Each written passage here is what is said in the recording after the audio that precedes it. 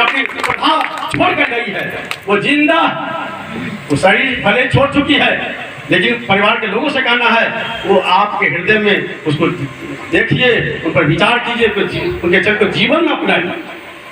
इसलिए अंतिम ये गुरु पूजा के अवसर पर विश्व के इतिहास में, विश्व के साहित्य में, विश्व के पूजा में, विश्व के दर्शन में एक सारा मत सम्मत है, एक सदगुरु की पूजा कर लेने से सभी पूजा हो जाती है, कहीं कहीं भटकने की आवश्यकता नहीं है। इसलिए सज्जनों, करपंथी समुदाय के और जो भी अन्य समुदाय के लोगों हैं उनसे कहना चाहता हूँ, अपना भक्ति की बैलेट पेपर को फोकस नहीं कीजिए। सदगुरु का भी निकाल रहा है कहीं भेलन के बेस्या बहुत भतारी और कहीं कभी काटे तक जरिए बहुत कुशल के डाल। इसलिए पतिव्रता की तरह पूजा गुरु को कीजिए, सब पूजा जहिमाए जैसे सींचे मूल तो शाखा पत्र है। सदगुरु की पूजा करने से कल्याण हो, लेकिन ठगवा गुरु का फेरावा मत पड़िएगा, झूठे गुरु का पक्ष को दर्जत नहीं कीजिएगा। शब्द कहे सो कीजिए गुरु अपने लबार, अपने अपने लोग से करे घाट बंटवार। ऐसे बंटवारा करने वाले जो गुरु लोग हैं उनको छोड़ने में समय मत लगाइए। जागुरु से भ्रम न छूटे, भ्रांति न जिनकी जाए, अशोक गुरु चेला से बांधे जम भूल जाए। इसलिए कर बंदगी विवेक की, भेद है सबको, अशोक बंदगी पहचाने तो शब्द विवेक न हो। जिसको पास शब्द विवेक नहीं है उनको बंदी करे, सबकी बंदी कबूल होने वाली नहीं है। इसलिए विवेक समझ बंदी कीजिए। साधु होना चाहे तो पक्का होकर खेल, कच्चा सरसों फेर के खरी भजाना तेल। इसलिए जितने लोग यहाँ पर बैठे हो आपसे निवेदन है, आपके घर में कोई मर जाए उसको जलाओ नहीं, उसको मिट्टी में समाधि कर दो। जयललिता को देखिए प्रमाण, मिट्टी समाधि। सीता राजा दशरथ घर में 3 प्रकार का काम, राजा दशरथ का अग्नि समाधि, राम की जल समाधि, सीता मैया की मिट्टी समाधि। कि घर में क्यों बात है, ये कहाँ साला तो सब जलाया ही जाता है। आपको 27 महीना के बच्चा मिट्टी समाधि, बच्चा को पवित्र माना गया है, संत को पवित्र माना गया है, इसलिए मिट्टी समाधि। जलाने से carbon dioxide, carbon monoxide gas पर्यावरण में फैलेगा, ओजोन परत में क्षरण होगा। जलाने से ऑक्सीजन वायु खपत होती है जो प्राणवायु है, इसकी आवश्यकता है हमको। इसलिए जलाने से ये गड़बड़ी है, जलाने से लाखों जीवाणु की बैक्टीरिया आपके शरीर में मर जाता है। एक जीव, एक राम मारा था भाई को तो द्वापर में बदला देना पड़ा, हजारों लाखों जीव को मारोगे। इसलिए आपको कर्ता बना के अशुभ वेश धारण करके आप तो हट ले लो। इसलिए कहा मृतक से कहा दाता को भोजन स्वाद भी जाए थे, मृतक का दाता तक भोजी का भोज खाने वाला कुत्ता में जन्म लेगा, कुत्ता में। मैं कहा, कबीर साहब ने कहा कि गरुड़ पुराण अध्याय 5 श्लोक संख्या 32 में लिखा गया है। क्यों जीव को जलाते हो, मारते हो, पाप होता है, पाप का दाना खाने वाला कुत्ता में जन्म लेगा। ऐसा काम क्यों करें हम लोग? जब आप लोग पूछिए अपना पंडित पुरी से, जब सांप का भोज खाने वाला कुत्ता बनेगा, ऐसा काम क्यों पूछिए। और गरुड़ पुराण का अध्याय 16 सदगुरु की खाती वाणी, सत्संग विवेक निर्मल नयन द्वयम, सत्संग और विवेक दो ही निर्मल नेत्र है। जस नाती सो नरा अंधा कतंग शायद मार गया। जिसको ये नहीं है वो क्यों नहीं गलत रास्ते कुमार में वो गिरेगा।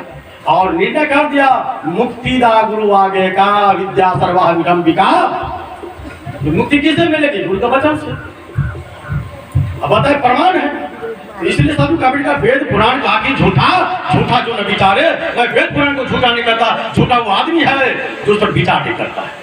इसलिए सदगुरु कबीर का करो विचार या ते शब्द जाई पर हर झूठा खेल सकाई। इसलिए जितने साधु संत महात्मा यहाँ पर सत्संग में भाग लिए उनसे मेरा निवेदन है, आपके घर परिवार में कोई मर जाए उसको मत जलाओ, उसको मिट्टी में समाधि कर दो, पर्यावरण प्रदूषित नहीं होगा। धनंजय नाम का पुराण में लिखा हुआ है, मरने के बाद प्राण को शरीर को पुष्ट करता मुर्दा फुलाता है। 36 घंटा से 72 घंटा उसकी आबादी है शरीर से निकलने की। इस बीच में यदि जलाते हो, जैसे किसी कोठरी के किसी को बंद करके आग लगा दी जाए तो कैसे छटपटाएगा? तो धनंजय नाम का प्राण वायु दग्ध होकर निकलेगा, जलाने वाले को प्रसिद्ध लगता है। तो आपका पुराण कह रहा है, तो आप विचार तो करो आपके ग्रंथ में कहाँ पर क्या लिखा हुआ है। आप उल्टे करते हो कि आप सनातन धर्म को नहीं मानते हो, उल्टे करते हो कि आप लोग गलत कर रहे हो। तो केवल मौखिक बात मत कीजिए। आप यदि इस गांव में पढ़े लिखे विद्वान समझदार हैं, आप साथ समझ और साथ समझ बात करने के लिए हम लोग तैयार हैं।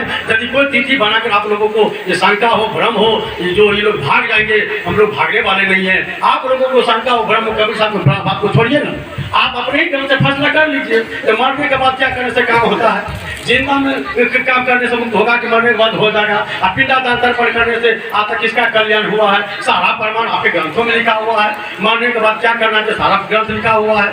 इसलिए आपके ग्रंथ में ही सारा निर्णय हो चुका है। तो जो कुछ भी मैंने कहा अपने अनुभव और जितना साथ सम्मत वेद है वाणी है उसके मुताबिक आपके बीच में जो कुछ रखा, इसलिए मैं इस पावन धरती ज्वार के प्रत्येक जीव जंतु को, ये गुरु भूमि है, ज्ञान भूमि है, वेद भूमि है, पंडित भूमि, विद्वान भूमि है, सबों को मैं पूरा बार बार नमन करता हूँ, वंदन करता हूँ और साहेबबंदी करता हूँ।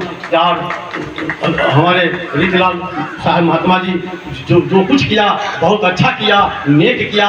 माता साध्वी प्रभावती जी ऐतिहासिक बात छोड़कर गई है, इतिहास के पन्ने में नाम दर्ज करने की गौरवशाली बात छोड़कर गई है। इसलिए ऐसा काम, ऐसा तो ये अद्वितीय है, ये तो बेजोड़ घटना घटी है, अनहोनी घटना घटी है। बोलिए प्रभावती माता की, माता रीति साहब की, की, धाम की, सभी जीव जंतु की, सभी मानव जाति की, संत गुरुदेव की। साहेब